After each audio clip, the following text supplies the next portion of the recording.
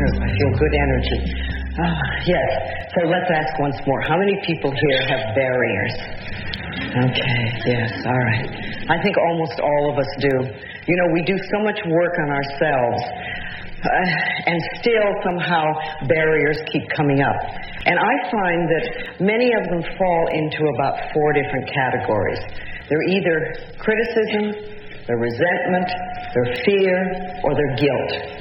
Those are the 4 ones we work on mostly, the ones that really are in the way. Yes, let's take a nice deep breath. And if you brought any stuff in with you, just let's let it go for the time being. I've been sort of my eyes going in many places, seeing what's happening. I'm letting all that go now, so that I can just be here and concentrate on being with you. And we've come to let things go. We've come to let our barriers go. We want to find out something that's a little bit different that perhaps we didn't know before. Okay, each one of us has come here to let something go. And let's just know for ourselves that we're willing to release, we're willing to let go. And it doesn't have to be a struggle, and it doesn't have to be difficult. And we don't have to listen to old echoes of the past, because if we hear them, we'll just let them go. We're here to learn something new. And if each one of us gets just one sentence today that can help us improve the quality of our life, and that's magnificent. Can you think how wonderful it would be if every single day we got one sentence of something that would help us let go of the past or bring something new in? Because, you know, all we're really working on is our understanding and awareness and knowledge.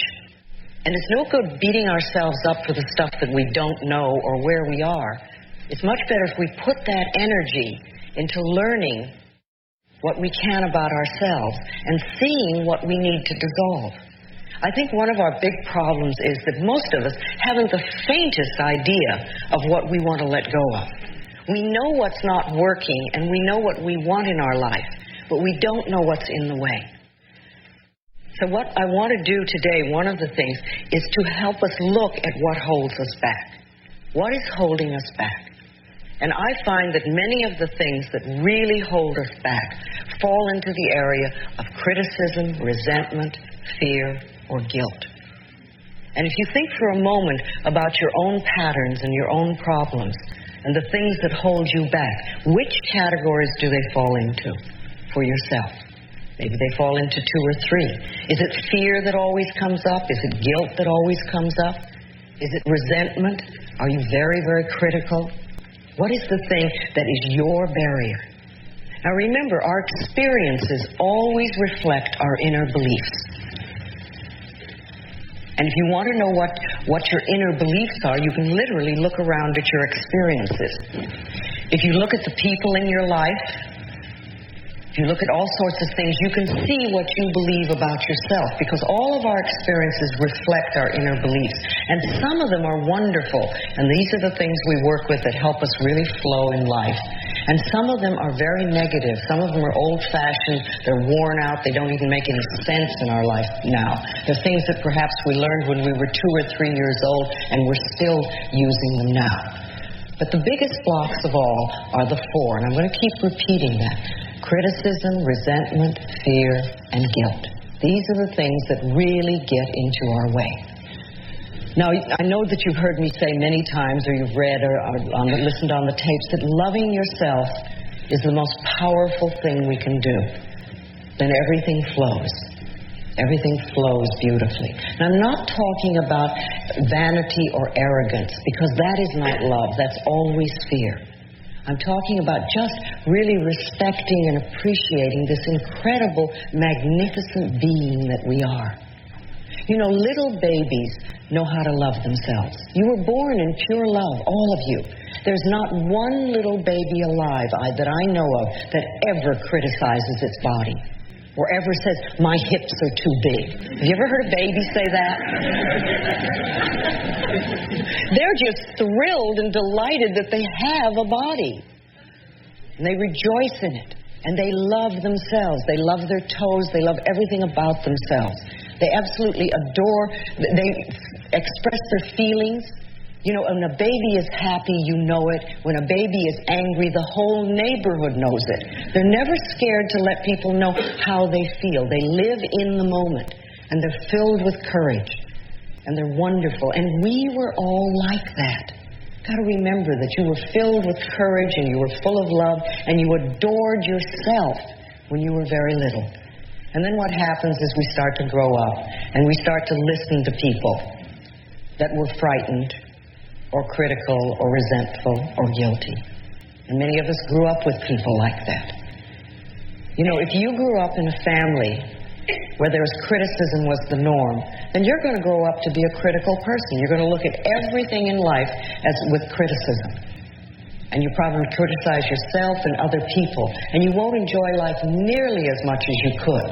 If you grew up in a family where you were not allowed to express anger, then either you're a person who is terrified of anger, or you swallow it down all the time and you let it sit in your body. If you were raised in a family where everybody was manipulated by guilt, then you're probably going to do the same thing. You're probably a person who runs around saying, I'm sorry all the time. I'm sorry, I'm sorry. And you can never ask for anything outright because you always want to manipulate somebody. But these are old family patterns. And it's very easy to blame our parents, and it's very easy to blame our childhood or our environment. But the problem with that is that it keeps us stuck. We don't get to be free. We get to stay in our victim thing. And that's no good for anybody. Then we just get to keep having our problems. But remember, you're in charge now. Doesn't matter what your parents said. Doesn't matter what anybody else did. Doesn't matter what you learned. What really matters is what you are choosing to think and say now. Because you're the only person that thinks in your mind. And you choose your thoughts. Now, I can tell you lots and lots of wonderful things. But if you don't choose to listen to them, then they're not going to work at all. So you are always in charge, and you're creating your world and your life. Now, I've known that one of the most powerful affirmations you can use is, I love and approve of myself. I love and approve of myself. And when you first say that, it's amazing what can come up and come to the surface. Lots of times when we begin to say that, all the negative messages come to the surface. And it's marvelous because that gives us an opportunity to know what's been in the way. You see, if you don't hear your negative messages, you don't know what's in your way. So when you start to do an affirmation like, I love and approve of myself, you want to really pay attention to what the negative messages are. Because they're the ones that are in the way. And when you find a negative message, if you could write it down, it's wonderful because you want to think, I found a treasure. This is something that's really in my way and really creating a problem. Remember, we get to choose the way we think, and we can choose to change the way we think. It's always our choice. Now, what I'd like you to do right now is take out those little mirrors that you have. I know everybody has a little mirror.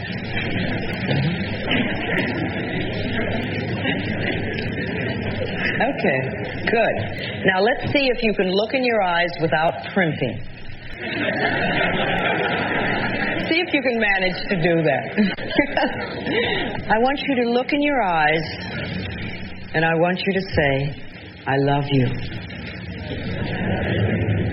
I love and approve of you exactly as you are. Okay, now just begin to notice what you're feeling. Don't judge it, just notice. What are the feelings that are coming up? Are they feelings of joy? Do you feel wonderful about yourself? Are they feelings of criticism or negativity? Don't judge them, just notice what's coming up. Acknowledge the negative message. Just acknowledge it, and you can always say, thank you for sharing. And realize that the negative messages that are coming up now are very much the things that are in the way of you loving yourself. Okay, what I want to do right now is let's do just a little bit of sharing. Okay? I want to know, what sort of messages are coming up from you? Yes.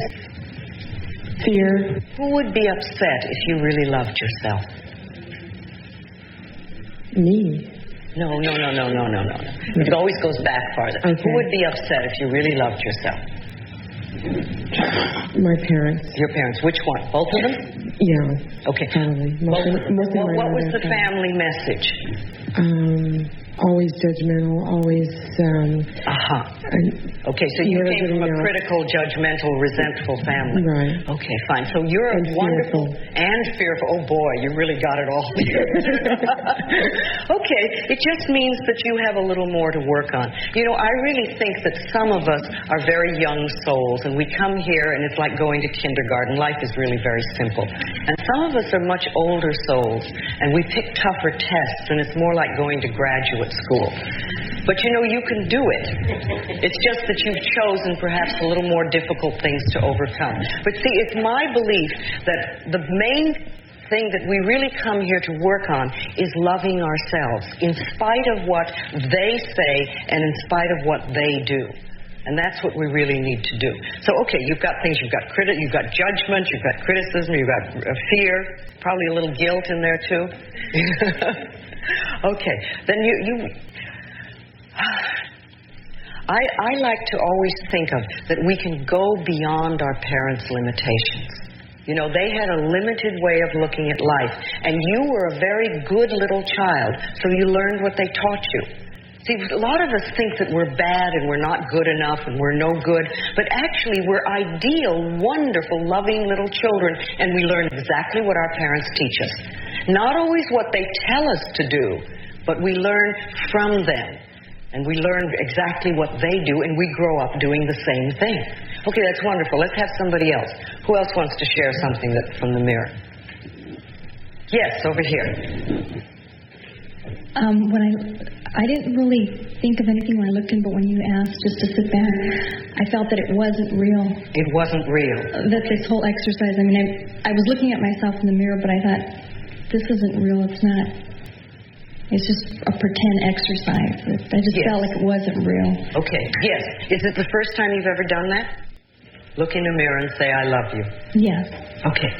You know, a lot of people, when they first do it, you start getting the barriers and the resistance up. And that's okay, because remember, resistance is the first step to change. You know, you want something different out there, and then somebody says to you, oh, but you've got to change. And you go, oh, me? No, I'm not going to do that. Or you say, you know, if you really want to have life wonderful, you get to forgive. And they go, no way am I going to forgive. So our resistance comes up, and this is a good thing because it's the very first thing that happens when you do that. All right, so how many people felt it wasn't real and it was just a pretend exercise? Only a couple. How many people got angry? How many people got sad? Yeah, lots of sad. You know what happens? When you look in the mirror and you say, I love you, for the first time, that little child inside says, where have you been all this time? I've been waiting. And these waves of sadness come up. Because remember, you've probably been rejecting that little child for a long, long time. Okay, let's have somebody else. All right. Immediately I felt like, how can I love someone this fat and this ugly and be so awful, and, you know, that I did it. I do everything What's so awful about you? That I'm fat and ugly. You said fat and ugly and awful.